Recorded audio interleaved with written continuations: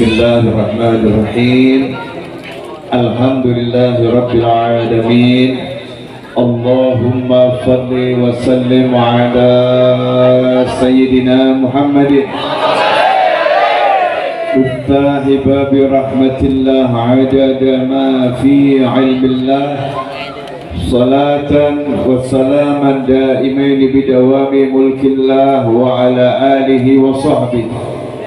Allahumma salli ala sayyidina Muhammadin salatan taftahu biha lana futuhal arifin wa tufaqihuna biha fid din wa ala alihi wa sahbihi. Assalamu alaikum warahmatullahi wabarakatuh. Alhamdulillah, satu kata yang diajarkan oleh Allah Ta'ala sebagai jalan kita untuk mendapatkan nikmat dan sebagai cara agar nikmat yang ada tidak hilang, sekaligus biar ditambah oleh Allah Subhanahu wa Ta'ala ucapan Alhamdulillah. Tanpa Alhamdulillah maka sholat kita nggak diterima, dan tanpa Alhamdulillah ibadah sholat Jumat kita pun tidak diterima oleh Allah Subhanahu wa Ta'ala.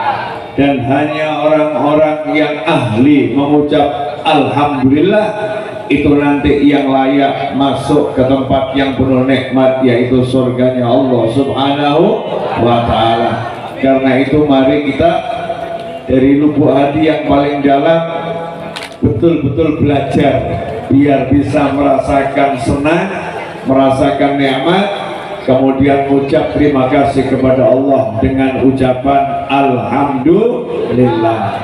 Insya Allah malam hari ini, karena suasananya juga suasana Alhamdulillah, suasana tasyakuran, syukur unduh mantu. Ya, saya nggak akan bicara panjang-panjang, tapi yang nggak akan pendek-pendek. Mudah-mudahan barokah manfaat, amin Allahumma amin. Malam Jumat ini kita ngaji bareng, cari ilmu, karena tidak ada jalan yang lebih mulia daripada jalannya Nabi, jalannya Rasul. Jalannya Nabi, jalannya Rasul sejak pertama kali manusia itu diciptakan adalah ta'allum wa ta'lim, belajar dan mengajar. Nabi Adam alaihissalam di alam langit sana, di hadapan para malaikat oleh Allah Subhanahu wa Ta'ala disuruh ngajari malaikat. Malaikat ditanya sama Allah Ta'ala, apa itu benda-benda yang ada di sekitar Nabi Adam alaihissalam? Malaikat semuanya tidak bisa menjawab, maka Allah perintahkan Nabi Adam untuk jawab. Nabi Adam pun menjawab secara detil satu persatu. Disitulah malaikat berkata, Subhanaka la ilma lana illa ma 'allamtana innaka antal alimul hakim. Malaikat mengakui kemuliaan ilmu yang Allah berikan kepada Nabi Adam alaihissalam, maka malaikat pun diperintahkan oleh Allah sujud kepada Nabi Adam alaihissalam. Karena apa? Karena di antara hikmahnya Nabi Adam punya ilmu yang tidak dimiliki oleh para malaikat. Maka sampai sekarang siapapun yang punya ilmu, ilmunya Allah Ta'ala, seluruh malaikat diperintahkan untuk tunduk pada hamba Allah tersebut.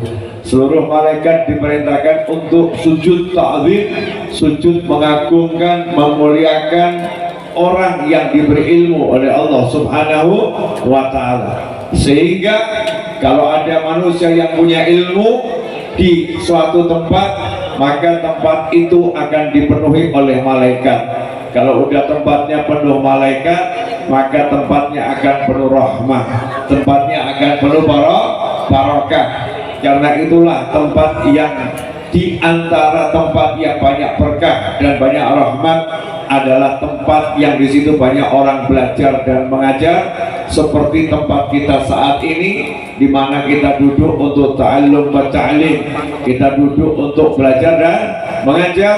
Maka kumpullah malaikat ke sini memanggil teman-temannya sesama malaikat sembari berkata halumu ila hajatikum, seperti yang diceritakan, disampaikan, dijelaskan dengan benar pasti oleh Nabi Muhammad sallallahu alaihi wasallam, di mana Rasulullah sallallahu alaihi wasallam menyatakan malaikat yang hadir majelis macam ini, malaikatnya berkata kepada malaikat yang lain, halummu ila hajatikum, halummu ila hajatikum, kemari kalian semua, ini loh hajat kalian, ini yang kalian butuhkan, ini yang kalian cari.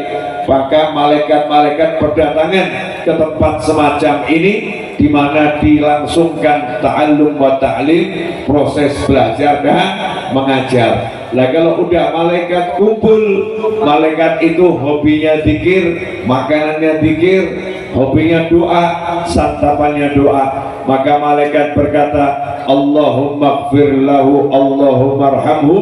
Maka siapa yang datang di majelis ilmu, didoakan malaikat, ya Allah ampuni dia, ya Allah rahmati dia.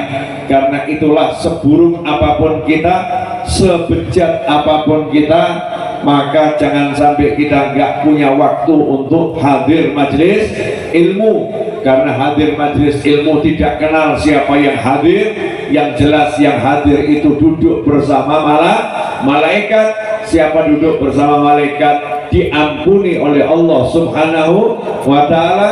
Maka kalau kita banyak dosa, kita duduk di tempat yang semacam ini, nanti di akhir majelis malaikat berkata, antumu maghfuran lakum, silahkan pulang ke rumah masing-masing, maghfuran lakum, dosa-dosa kalian sudah diampuni oleh Allah subhanahu wa ta'ala. Amin, Allahumma amin. Alhamdulillah 7 menit sudah saya berbicara. Entah terasa nggak terasa ya, kelihatannya begitu, tapi sudah 7 menit. Kok tahu? Nih YouTube di depan saya. Nah, ini YouTube depan saya tertulis 07 23 24 25, detiknya terus berjalan. Nah, saya mau mengajarkan satu ilmu kaitannya sama tasyakuran, ilmu senang-senang. Akhir zaman ini banyak orang suka mudoroso. Kalau bahasa Indonesianya keluh kesah, sambat. Iya, dikit-dikit sambat. Alasannya curhat, mudoroso, curhat. Tapi isinya sambat, isinya keluh kesah. Ada enggak yang model begitu? Banyak. Namanya keluh kesah berarti yang diomongkan enak atau enggak enak? Enggak enak. Omongannya semua hal-hal yang tidak enak, maka disebut keluh kesah. Itu sudah menjadi satu ilmu. Yang enggak enak kalau disebut akan mendatangkan yang enggak enak. Enggak enak disebut enggak enak, disebut enggak enak, disebut enggak enak. Nanti yang datang yang enggak enak, yang enggak enak, yang enggak enak, yang enggak enak. Makanya orang yang hidupnya sambat, hidupnya keluh kesah, ngomongkan yang enggak enak, pada umumnya hasilnya hidupnya nggak berubah, nggak enak terus. Betul tak betul? Ya. Rata-rata orang yang hidupnya itu ngomongkan nggak enak, nggak enak, nggak enak, nggak enak, hasilnya hidupnya nggak enak. Hidupnya susah, hidupnya nggak menyenangkan. Kenapa? Karena janji Allah nggak mungkin salah. Janji Allah nggak mungkin salah. La in syakartum la azidannakum wa la in kafartum inna adabi lasyadid. Kalau kalian kufur terhadap nikmatnya Allah Ta'ala, maka sungguh adabi lasyadid, siksaku itu sangat pedih. Ya, salah satunya bentuk siksa adalah tidak bisa merasa nikmat, tidak bisa merasakan nikmat. Al-hijab azab, al-hijab azab. Orang yang nggak bisa melihat nikmatnya Allah, di antara bentuk hijab adalah punya tapi nggak merasa punya, punya tapi nggak merasa punya. Contoh, punya anak, nikmat atau nggak nikmat? Nikmat. tapi sekian puluh tahun punya anak, serasa nggak punya anak, nggak bisa guyon sama anaknya, nggak bisa main-main sama anaknya, lihat anaknya nggak bisa senang, anaknya nggak dianggap suatu nikmat, anaknya nggak dianggap anugerah. Ini namanya lagi ditutup dari nikmat punya anak, berarti lagi disiksa. Al-hijab ada, tertutup dari bisa melihat nikmat, itu namanya azab. Na'udzubillah min dzalik. Sementara ada orang yang dia itu menghabiskan uang bukan cuma jutaan, bukan cuma puluhan juta, ratusan juta, hanya pengen bisa punya anak. Pengen punya anak, habiskan ratusan juta. Loh, kalau ada orang punya anak 3, punya anak 4, bukan disyukuri, tambah sabar terus, keluh kesah terus, anak kok, anak kok, anak kok, anak kok, anak kok, anak kok, selalu berkeluh kesah, sehingga dia tidak bisa merasakan nikmatnya punya anak. Na'udzubillah min dzalik. Ada pula orang yang punya rumah, ngontrak, ya punya rumah, rumahnya ngontrak sewa, dia tidak bisa merasakan punya rumah, ya nggak bisa merasakan punya rumah, sehingga setiap kali pulang ke rumah rasanya di rumah nggak enak, rasanya di rumah nggak enak. Kalau keluar rumah dia baru merasa enak. Di rumah nggak pernah bisa betah, di rumah nggak pernah bisa nyaman, di rumah nggak pernah bisa enak. Kenapa? Karena tidak mensyukuri punya rumah. Itu kalau udah nggak syukur sama Allah, diazab, disiksa. Ya disiksa di dunia ini dulu, peringatan. Ya kalau sadar nanti insya Allah selamat. Kalau nggak sadar lanjut kubur. Kalau udah lanjut kubur biasanya bablas, ya, to be continued, bersambung itu. Dari kubur, kebangkitan, mahsyar, hisab, hisabnya ruwet, masuknya neraka. Na'udzubillah min dzalik. Gara-gara apa? Tidak bisa mensyukuri atau tidak bisa merasakan dirinya dalam nikmat. Ada orang dikasih nikmat sama Allah, sehat jantungnya, sehat livernya, sehat ginjalnya, sehat lambungnya, sehat mulutnya, sehat hidungnya, sehat telinganya, ya tidak dia syukuri, nggak bisa merasakan nikmat sehat itu, sehingga sedikit saja dia kena sakit dirasa-rasakan luar biasa. Kepalanya pusing dikit, rasanya katanya koyok kiamat. Kok seperti kiamat, sakitnya luar biasa. Kenapa? Karena dia tidak mensyukuri tubuhnya yang sehat. Sementara kita ketemu para kiai, para ulama, para habaib. Tadi lihat Habib Bagir, semoga Allah panjangkan umurnya dalam kesehatan, ketaatan, kenikmatan. Walaupun beliau merasa ada di tubuhnya yang kurang sehat, tapi coba lihat, kerasa atau nggak kerasa? Nggak kerasa. Keliling dakwah, nggak berhenti. Tapi ada orang itu baru kena pusing sedikit, jangankan keliling dakwah, turun dari ranjang nggak sanggup. Turun dari ranjang nggak sanggup. Beliau, masya Allah, ya di tengah umat yang begitu banyak, perjalanan meninggalkan rumah, semangat dan sehat. Nggak kelihatan kalau lagi ada kekurangan sehat dalam tubuhnya. Kenapa? Karena syukur atas nikmat sehat. Nah kita ini kalau nggak syukur apa yang ada, nanti sama Allah Ta'ala yang ada itu tidak bisa dirasakan. Itu mengerikan itu. Ada orang punya motor, nikmat nggak punya motor? Nikmat. Tapi ada orang punya motor itu selalu berkeluh kesah. Motor kok kayak gini, motor kok kayak gini, motor kok kayak gini. Nanti itu nikmat motornya dicabut sama Allah Ta'ala, sehingga dia tidak pernah merasa enak selama naik motor. Kenapa begitu? Dikasih motor gak pernah disyukuri. Sementara yang jalan kaki nikmat-nikmat saja. Alhamdulillah, pelaku sikit jalan kaki, dia merasakan nikmat. Sementara yang satu naik motor nggak pernah merasa nikmat. Kenapa begitu? Karena dia tidak syukur.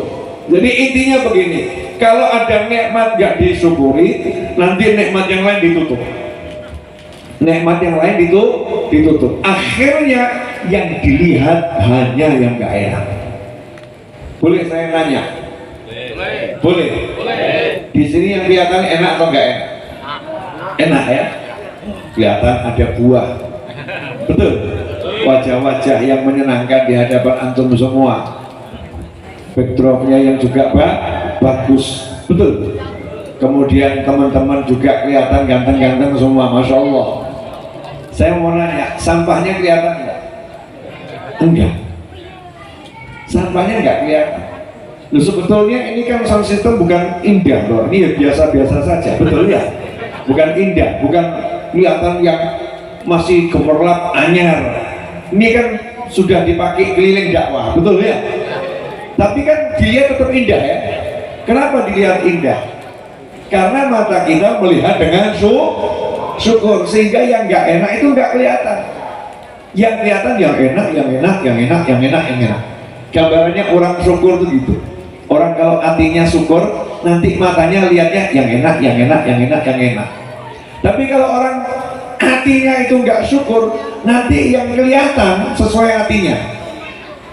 Yang kelihatan sesuai hatinya. Yang kelihatan yang nggak enak.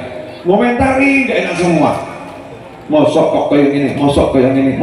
Terus komentar nggak enak akan muncul dari lisannya karena hatinya merasa tidak nyaman, hatinya tidak enak. Alhamdulillah 16 menit sudah saya bicara.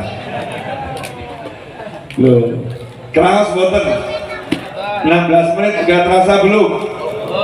16 menit itu cukup lama ya cukup lama. Dari sini insya Allah udah masuk pintu tol, udah jalan sampai rest area. 16 menit. Lanjut. Jadi apa tadi judulnya? Syukur. Kalau syukur itu yang nomor satu ya. Kalau syukur nomor satu, maka itu jalan untuk mendapat nikmat. Yang kedua, kalau syukur itu jalan untuk menjaga nikmat. Yang ketiga, kalau syukur itu jalan untuk nambah nikmat. Minimal 3 hal itu. Orang kalau syukur dapat nikmat, dijaga nikmat, ditambah nikmat. Itu kalau syukur. Tapi saya nggak akan bahas itu panjang lebar. Saya mau bahas satu hal saja. Ini insya Allah bisa jenengan amalkan tiap hari, dan kalau diamalkan insya Allah hidupnya gampang semua. Amin. Saya kan sering dapat laporan hidup susah. Saya itu heran sama orang yang laporan hidup susah. Lawang bayi aja nggak susah hidup kok. Betul ya? Bayi itu nggak bisa ngapa-ngapain, hidupnya nggak susah.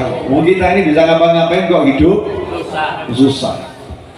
Waktu kecil tuh kita keluar dari perut ibu kita itu ya keluarnya santai-santai saja.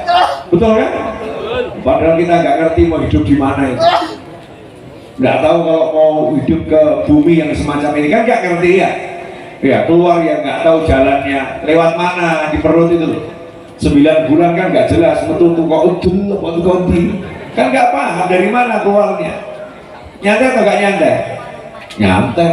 Dalam perut ibu kita di rahim itu ya, jalannya masih ketutup semua, muter-muter ya, sebentar posisinya di atas, sebentar miring ya, kakinya nendang-nendang, tambah besar, nggak pernah kita mikir anggon aku gede gak cukup bledos wetenge piye, nggak pernah. Kita menikmati hidup di dalam perut, muter asik sambil kalau dilihat foto ya, fotonya USG bayi di janin dalam rahim itu sambil ngemut apa? Jempol. Makanya biasanya orang kalau lahir bayi itu kebanyakan ngemut jempol ya.